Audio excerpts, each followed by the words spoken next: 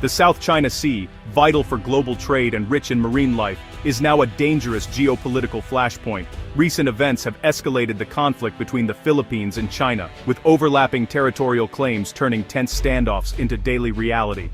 Filipino fishermen, once thriving, now face harassment and intimidation from Chinese vessels, making their struggle for livelihood a symbol of national defiance. This video unpacks the crisis. Media group, news montage of South China Sea disputes, analysts examining maps of disputed territories, dramatic headline graphics about South China Sea crisis Istaka distribute equally, the history, the law, the new Philippine map, and the personal stories behind a nation's bold stand. China's claim to the South China Sea is rooted in ancient history and the controversial 9-dash line, clashing with modern international law. The Philippines bases its claim on UNCLOS, which grants it rights to areas like Scarborough Shoal within its exclusive economic zone. In 2016, the Permanent Court of Arbitration ruled in favor of the Philippines, invalidating China's claims, yet China rejected the ruling and maintains control at sea. The result? A standoff where international law and raw power collide, leaving the Philippines with legal victory but little practical change. In late 2025, the Philippines made headlines by unveiling a new official map, a move that sent ripples through the region and beyond. This wasn't just a routine update, it was a bold statement of national intent, crafted in response to years of maritime disputes and growing tensions in the South China Sea. The map boldly marks the country's maritime entitlements, drawing clear lines that reflect the 2016 International Tribunal ruling in favor of the Philippines. For the first time, these boundaries are not just legal arguments or diplomatic talking points, they are now officially inscribed on the nation's map, visible for all to see. By renaming features like Scarborough Shoal to its Filipino name, Chatratsar, Indijo Jajo Daterdayan, Masan Lo John Do Dong Dan Manila is making a powerful assertion of sovereignty. This act directly challenges China's long-standing narrative and claims over these contested waters, signaling to the world that the Philippines will not back down. The new map is more than a document. It's a tool for education, diplomacy, and national pride. In classrooms, teachers use it to inform the next generation about their country's rightful territories. In diplomatic halls, it becomes a visual argument, rallying both domestic and international support for the Philippines' legal position. China was quick to dismiss the map, calling it invalid and provocative. Yet, every time a Filipino uses this map, whether in schools, government offices, or public spaces, it quietly reinforces the country's claim, challenging China's version of geography, and slowly shifting perceptions. This cartographic move has shifted the arena of conflict. The battle is no longer just at sea, it's now being fought in the minds of people around the world, in newsrooms, classrooms, and diplomatic summits. The map has become a new front in the ongoing dispute. In this era, the fight for narrative and international recognition is just as crucial as the fight for territory itself. Manila's bold new map is a powerful symbol in that struggle, reshaping how the world sees the South China Sea.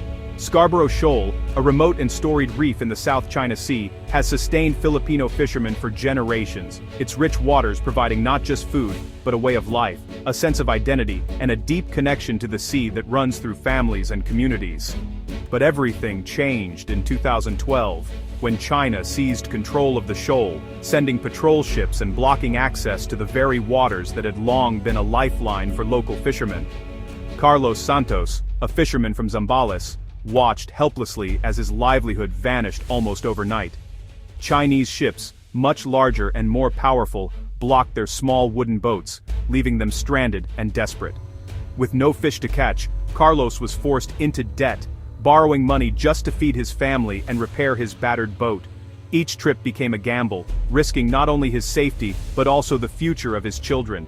In 2016, an international tribunal ruled in favor of the Philippines, affirming the rights of Filipino fishermen to these waters. Yet, despite this legal victory, China's blockade has remained unyielding, and the struggle continues. Encounters with the Chinese Coast Guard are often tense and hostile. Fishermen face water cannons, intimidation, and the constant threat of violence, all for the chance to bring home a modest catch. Still, Filipino fishermen refuse to give up. Sometimes, they are escorted by their own Coast Guard, forming convoys for safety, but more often, they rely on courage and solidarity to return to the shoal. Each morning, as the sun rises, they prepare their boats and set out, their presence on these contested waters a quiet but powerful act of resistance and hope. If we stop, it's like telling them they've won, Carlos says, his voice steady despite the hardship. For him and many others, fishing is more than a job. It is a birthright, a legacy worth defending. Their determination in the face of adversity embodies the resilience of a people fighting not just for their daily bread, but for their very place in the world. Their struggle is not just for fish or for survival, but for the dignity of their families and the sovereignty of their nation. Every return from the sea, no matter how small the catch, is a testament to their pride, unity, and unbreakable spirit. Each journey to the shoal is a statement, a declaration that these waters are part of their heritage, and that they will not be driven away. The sea is their home, a source of life and meaning, and they are determined to defend it for future generations. Against all odds, they stand firm, refusing to give up the waters that have shaped their lives, and vowing to keep returning no matter the cost. Second Thomas Shoal, also known locally as Ayungin Shoal, Bald is the unlikely home of the grounded BRP Sierra Madre, a World War II-era ship intentionally run aground by the Philippines in 1999 to serve as a military outpost in the heart of the South China Sea. This rusting, battered vessel, manned by a small contingent of Filipino Marines, stands as a powerful symbol of defiance and national pride. Despite its decaying hull and harsh conditions, the ship's presence asserts the Philippines' claim to these contested waters. Resupply missions to the Sierra Madre are perilous journeys. Filipino boats, often carrying food, water, and essential supplies, must navigate a gauntlet of Chinese Coast Guard ships. These Chinese vessels routinely harass, block, and sometimes even ram the smaller Philippine boats, turning every mission into a tense standoff at sea. The pattern of aggression is not limited to Ayungin. At Sabina Shoal, another flashpoint in the South China Sea, Chinese Coast Guard ships have escalated their tactics. In December 2025, they attacked Filipino fishing boats with high-powered water cannons, causing injuries among civilians and damaging vessels. These incidents reveal that China's campaign of intimidation targets not only military outposts, but also the livelihoods of ordinary Filipinos. Fishermen, who have relied on these waters for generations, now face daily threats and harassment, their safety and way of life hanging in the balance. Each confrontation, whether at Ayungin, Sabina, or elsewhere, tests the resolve of the Philippine people and their government. These tense encounters are stark reminders of what is at stake: national sovereignty, security, and the rights of those who call these waters home.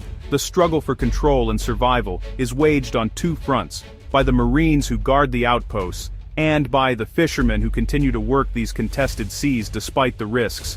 Here, sovereignty is not just a matter of military presence. It is asserted every day by the courage of ordinary Filipinos, by every fisherman who casts his net, by every boat that returns to sea, and by every act of resilience in the face of intimidation. The South China Sea dispute is a global issue, with the United States backing the Philippines and rejecting China's claims. U.S. Navy patrols and joint exercises with Manila reinforce a mutual defense treaty, raising the stakes for any escalation. ASEAN, meanwhile, remains sa asi risafredim ami and bain and zens densen and seen very far predensen result predensenzo. Unable to present a united front due to China's economic influence over some members. Calls for a binding code of conduct have stalled, leaving the Philippines relying on Western allies. China uses prolonged negotiations as cover to strengthen its position at sea. The Philippines stands firm, but its regional bloc is fragmented. The international chessboard is set, but unity remains elusive. As 2026 begins, the South China Sea remains a powder keg, with every incident risking wider conflict. The Philippines' strategy, publicizing Chinese actions, strengthening alliances, and reinforcing legal claims, has rallied global support but increased tensions. China shows no sign of backing down, making a peaceful resolution unlikely in the near term. For Filipino communities, the fight is daily and personal, with livelihoods and dignity at stake. The world watches as the Philippines holds the line for a rules-based order, its new map a declaration of faith in law over force. The journey is perilous, but the stakes, for regional stability and international law, could not be higher.